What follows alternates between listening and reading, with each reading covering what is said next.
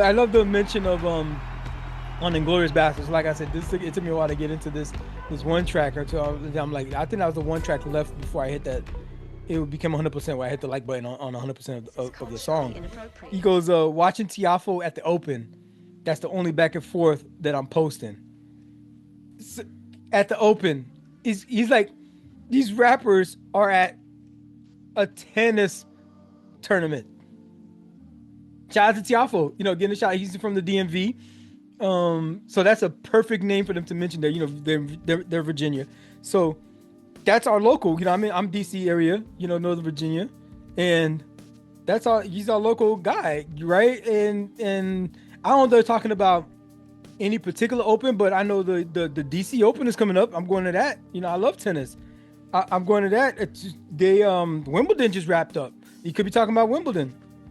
He got out pretty early, but this joint just wrapped up. Yesterday was the women's final, and Swiatek played Anisimova, and it was ugly. It was ugly, bro. It was 6-0, the double donut. 6-0, 6-0. Swiatek was just like a beast out there. She's just like this little pistol.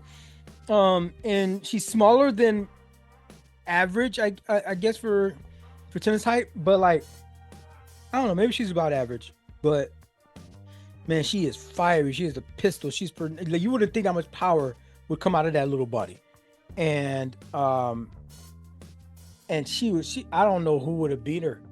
I don't know. I mean, Sabalenka probably wouldn't have gotten goose egg, but like, but man, Swiatek was looking. I don't know if anybody was going to beat her. She just was just too good. And she hadn't won a tournament in over a year. A tournament or an Open or Slam?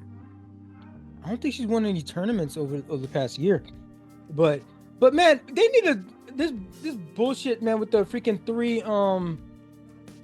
three sets for the women's, man. Like bruh, like what y'all doing? Like, how are we still the justification for it is that women are weaker. That is like point blank period.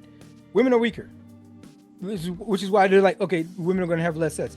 Now, the men sometimes play 3 sets when it's some of these lower tournaments, lower level tournaments. I don't think anybody. I think the whole thing, it should be like this. I think that everybody should play 3 sets for the first until the quarterfinals. Everybody. You know what? No, I say semifinals. Everybody play 3 sets up until the semifinals. And then, well, the semifinals and the finals should be 5 sets, men and women. If you was worried about we had one guy, during the center match. I think he was doing the center match that he pulled a pec. He pulled a pec once. He had center down. He had center down for the ropes. He was up. He was up a.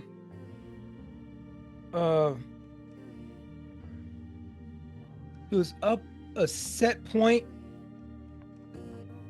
and up he was up a set and a half. He was up a set and a half, and he got an injury, and just like that, boom, center moves on. Was this center? I think it was center. Center moves on. Okay, so if you're worried about the guys getting injured, boom, here's your solution to that. 3 sets up into the semis. The women, you're saying, okay, you're trying to show equality, and the women are just as fit. They're already doing the 3 sets. Boom. It's just the last 2 sets. The people who are surviving are the 8. Who's in the semis? So you're gonna have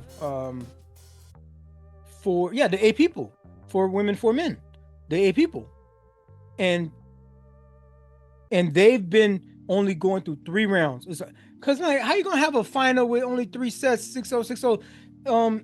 Anisimova could have at least got a set out of that. I mean, Carlos Alcaraz came back at the French and won that joint from behind because he had 5 sets to do it in. Anisimova never had a chance in a three final set joint. And on the men's side, that happened today. Sinner beat Alcaraz, and this was like a reverse. I don't know what you call this. So it's like a reverse straight sets, because Alcaraz won the first one 4-6, right? But then Sinner won the next three 6-4, 6-4, 6-4, and that's like 3 sets in a row. Is, I mean, at the front end, that's a sweep.